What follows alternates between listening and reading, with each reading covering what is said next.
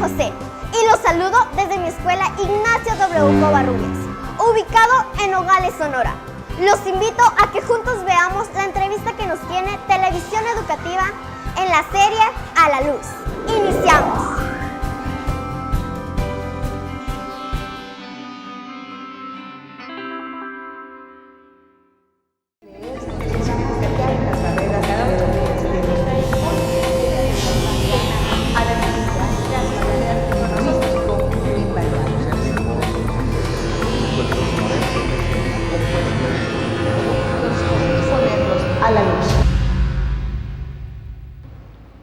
Bienvenidos a Televisión Educativa. Qué bueno que usted está con nosotros en esta cita que tenemos cada 8 días. Mire, hoy vamos a hablar de algo sumamente interesante. Usted sabe que la población de adultos mayores, la población de viejos en el mundo está creciendo. Y en México, al menos, como que nos ha agarrado un poco desprevenidos. ¿Por qué?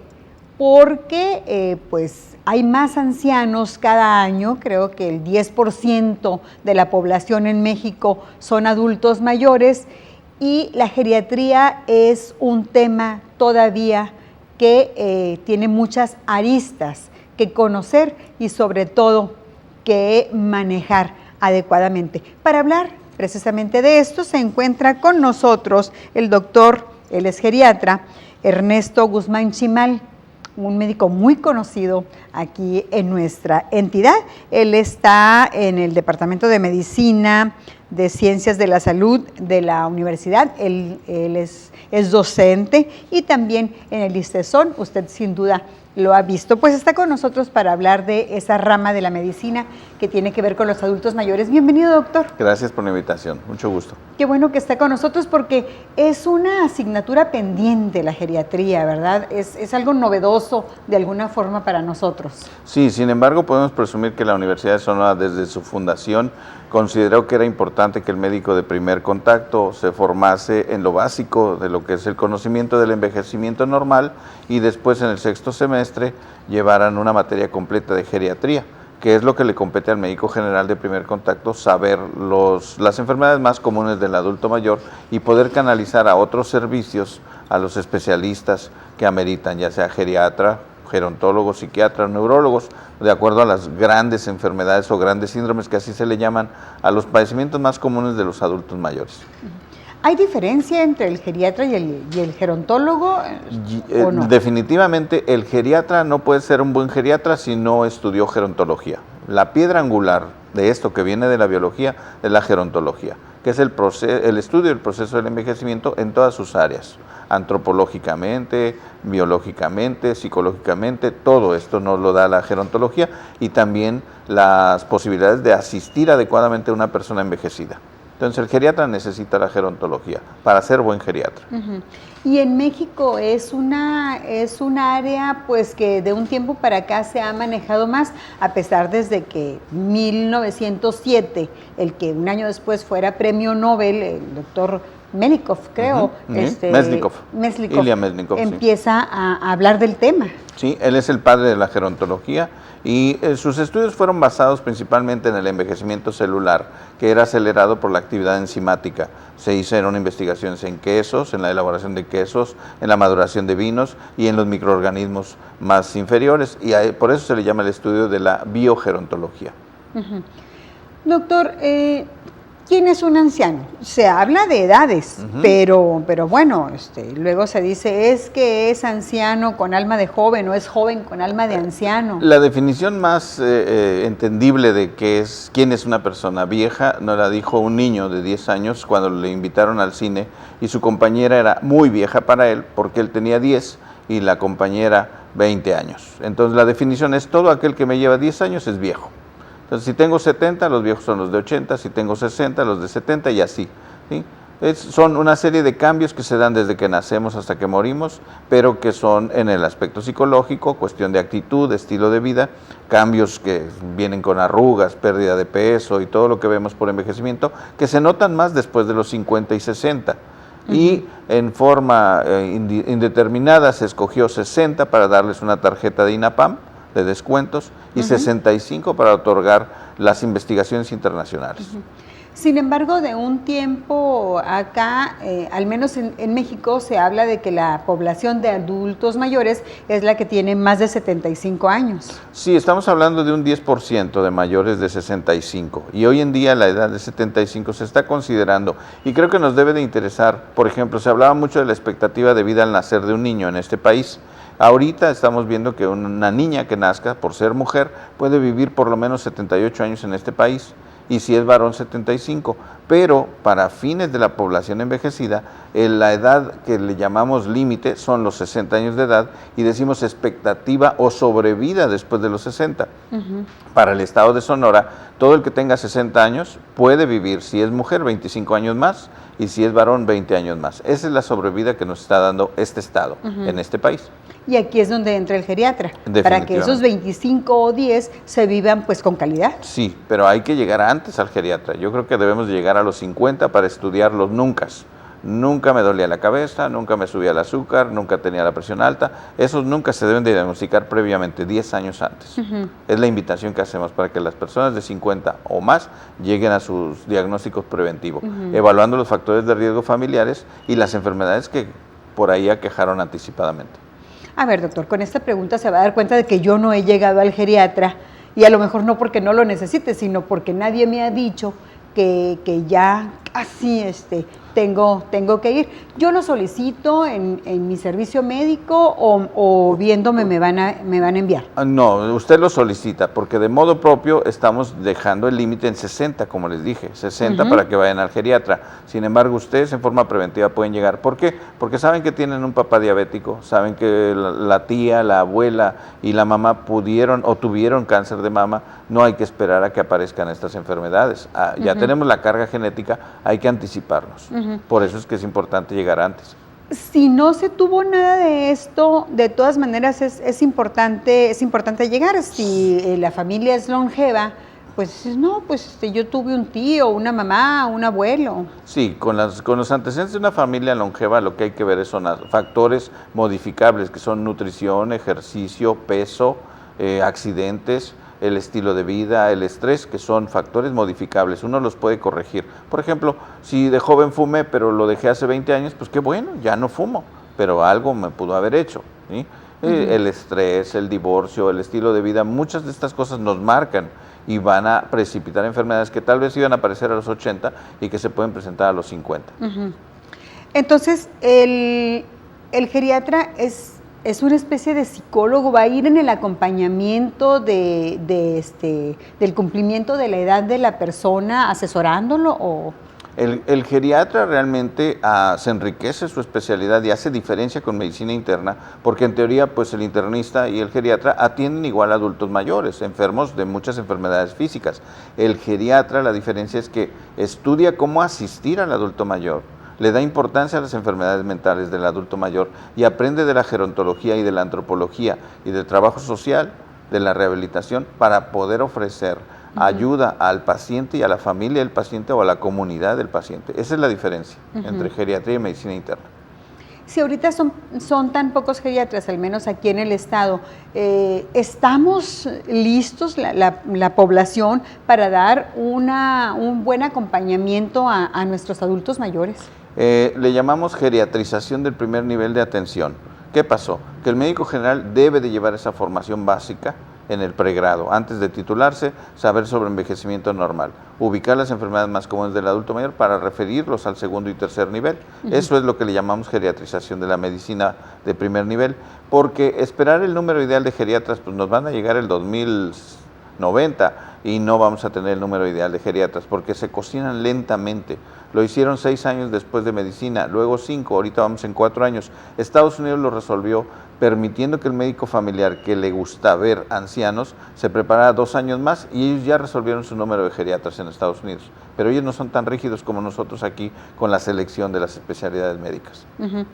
Sin embargo, ahorita se le está dando mucha importancia al adulto mayor. No es que antes no la tuviera, ahora ya hay ya hay más atención, ya hay una dirección del adulto mayor, ya una oficialía del adulto mayor. Entonces, esto quiere decir que vamos caminando.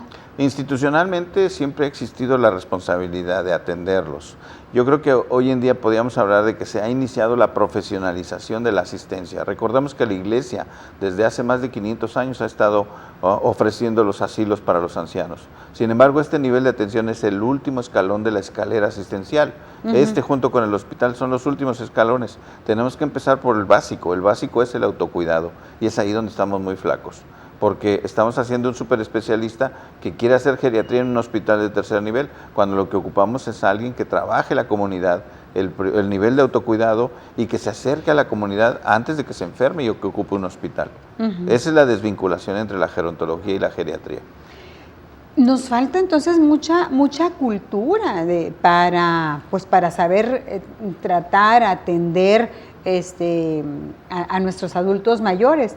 Porque, por ejemplo, cada vez hay más asilos de día donde pueden ir los adultos mayores. Yo tengo una mamá que tiene 95 años y cuando la invito me dice, no, yo no necesito, yo aquí en mi casa estoy muy a gusto. Yo siempre comento de broma que los niños de guardería se van a vengar de los papás que los llevaron a guardería y los van a llevar a guardería cuando estos envejezcan. ¿Sí? Y no es que se revele esta generación, lo que pasa es que el estilo de vida ya no nos permite cuidarlos solos en casa y se deteriora más un adulto mayor en casa solo que en un grupo de tercera edad. Ese es otro nivel de atención también, que está después de la asistencia a domicilio y antes del hospital de día.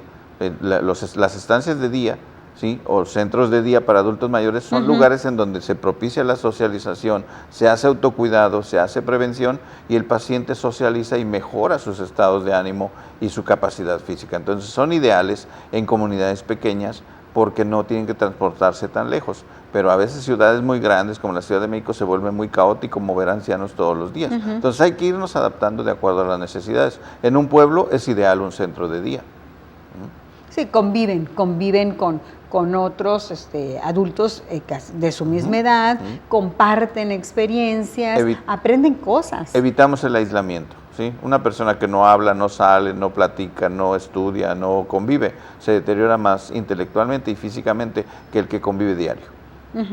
Pero ¿cómo hacerle para llegar a esto? Hacemos una pausa, doctor, y Claro ahorita que sí. regresemos seguimos platicando. Estamos hablando con el doctor Guzmán Chimal sobre geriatría.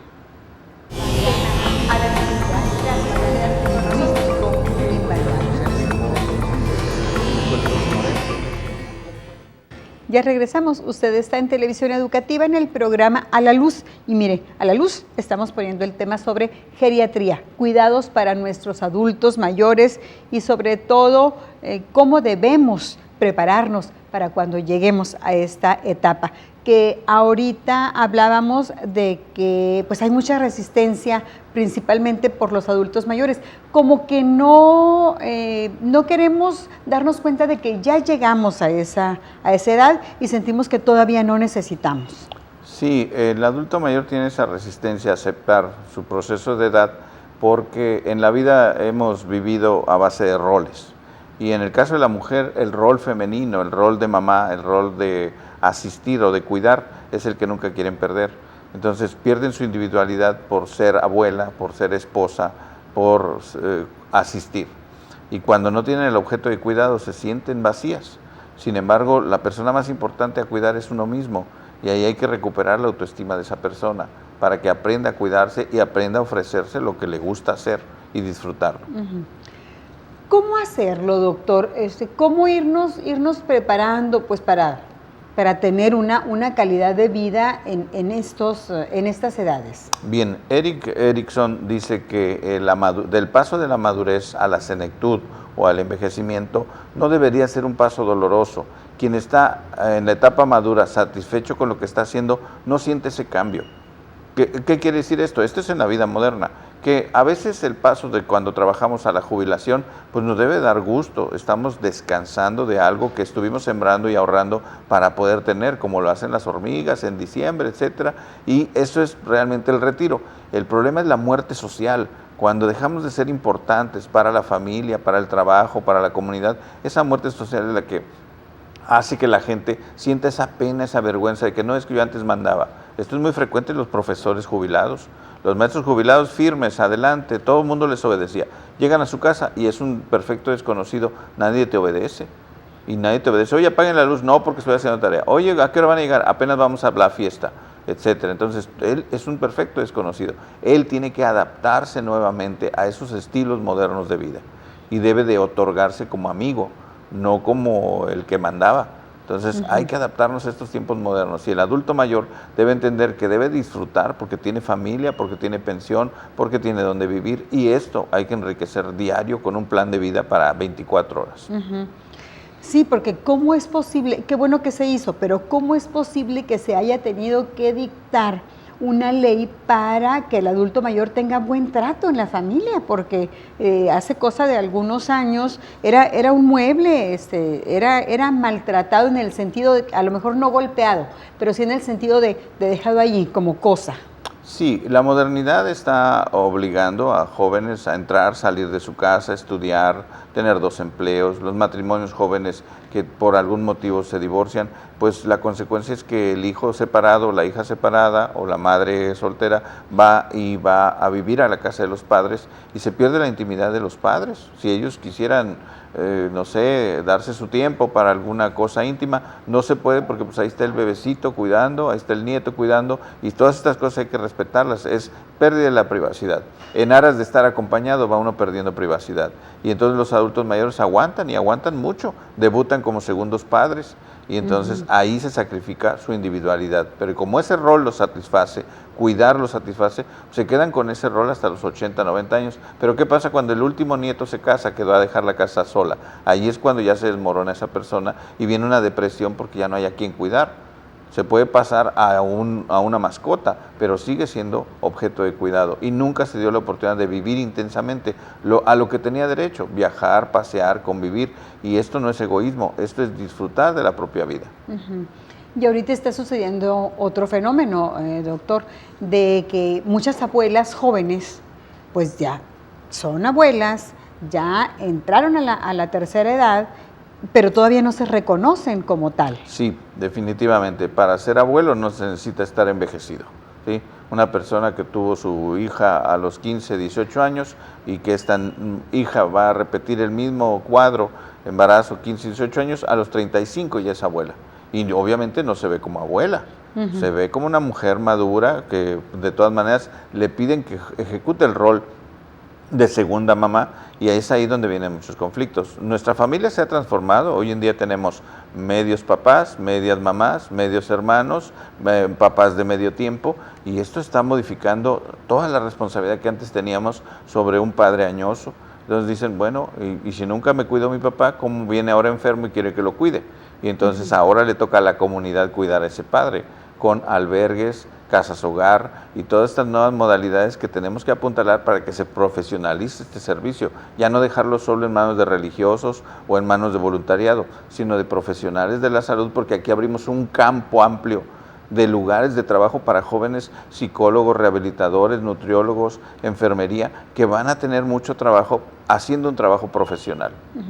Sin embargo, el tiempo que están con nosotros, nuestros padres, nuestros abuelos, pues hay cambios también en la conducta y sobre todo en la salud.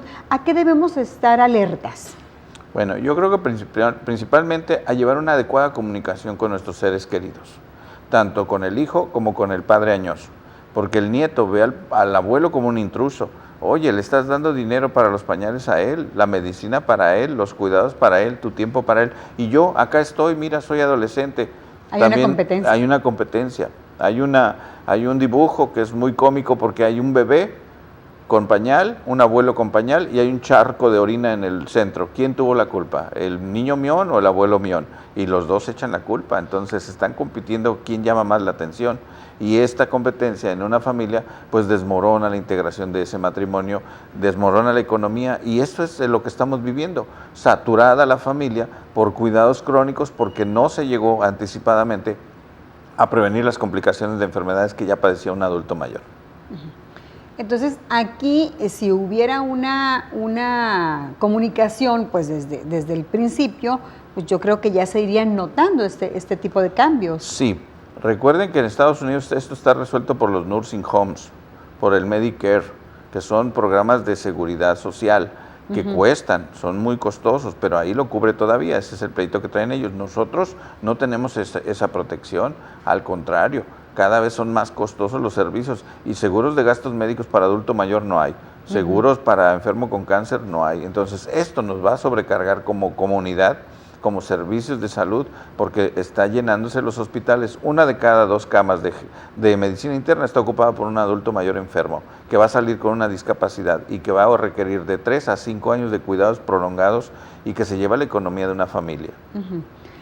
Pero sin embargo, sí ha ido avanzando, ¿no? En cuanto a cultura para el trato de adultos mayores y a asistencia para los mismos. Sí, el reconocimiento de los derechos del adulto mayor, eso es un gran avance. En el Estado podemos decir que se ha renovado la ley, el establecimiento de la Procuraduría de la Defensa del Adulto Mayor no es una amenaza para familias que no cuiden, sino que es una oportunidad para aprender y asesorarnos. Hoy en día todo esto nos está unificando como instituciones, pero creo que debemos apuntalar más porque prácticamente la juventud nos está exigiendo centros de trabajo y hay la necesidad, pero no hemos presupuestado para que se abran estos centros de trabajo para los profesionales que dije hace rato, enfermería, rehabilitador, nutriólogo, psicólogo, que tienen un papel fundamental en el manejo multidisciplinario de los cuidados del adulto mayor, pero obviamente con sueldo, con la disposición de ofrecer empleo. Pero qué tan importante es que el adulto mayor trabaje o qué tan, para él, qué tanto apunta pues a su satisfacción personal, a sentirse útil todavía. Sí, yo creo que lo importante, por eso decíamos que la piedra angular de la geriatría es la valoración funcional. Y el primer paso para poderlos ayudar es el autocuidado. Si el adulto mayor previene discapacidades, se atiende anticipadamente, no va a llegar con esa discapacidad, aún y que tenga 90. Hoy sorprendentemente vimos una mujer de 96 años entera, autosuficiente, con las pruebas de inteligencia, habilidades y todo íntegras. Pero ella es muy, muy, muy cuidadosa, muy obediente y siempre va a sus revisiones. Contra alguien que dejó pasar 20 años de una diabetes descompensada con amputación, ceguera, dependencia física. Ahí es en donde nosotros tenemos que mejorar la comunicación del sector salud para la prevención. Entonces, aquí la clave es quererse y atenderse desde... Individualmente, primero uno como adulto mayor. A ver, ya estoy cruzando los 60 y más, tengo que procurarme salud, tengo que procurarme ahorro, aprender a decir no. No al postre, no a los préstamos que no puedo hacer, no a los gastos que no puedo hacer y sí a mi valoración continua, que puede ser cada 3 meses, cada 2 meses con mi médico, porque no se ocupa geriatra, el médico de primer contacto, el que les toque, el que les abra la puerta en la noche en una urgencia es el mejor médico para un adulto mayor, el que los conoce, el de la colonia, ese es el mejor médico, pero insistir en ir a sus supervisiones. Ay, doctor, pero luego cumplimos 55 y al siguiente año, pues 56, y así nos la llevamos y decimos, es que no me duele nada, ¿para qué voy a ir al doctor? Las consultas no enferman, hacen diagnóstico preventivo, y yo a mis alumnos de medicina les pregunto, ¿tú vas a cobrar una consulta cuando no das una receta y se quedan sin decirme nada? Claro, es tu trabajo, estás haciendo prevención. ¿Sí? Si te vas a esperar hasta que tengas que poner un marcapaso, destapar una arteria, operar un tumor avanzado, pues entonces tardaste en ofrecer tu servicio.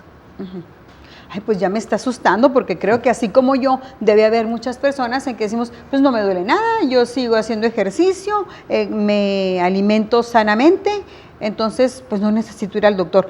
Pero ya me estoy dando cuenta que sí necesitamos, aunque hagamos todo lo que la moda nos dicta. Sí, tenemos que ir definitivamente. Nuestros antecedentes nos marcan el camino al médico, qué es lo que tenemos que estudiar, qué laboratorios pedir y el seguimiento. Si vamos cada 3 meses, cada 6 meses al médico y estamos con supervisión, los pacientes ahí están. Yo tengo pacientes de hace más de 15 años que mensualmente van y los nuevos médicos que tengo ahí practicantes los revisan, los prueban y dicen, ¿usted a qué viene si no tiene nada? Mijito, ¿por qué crees que estoy así?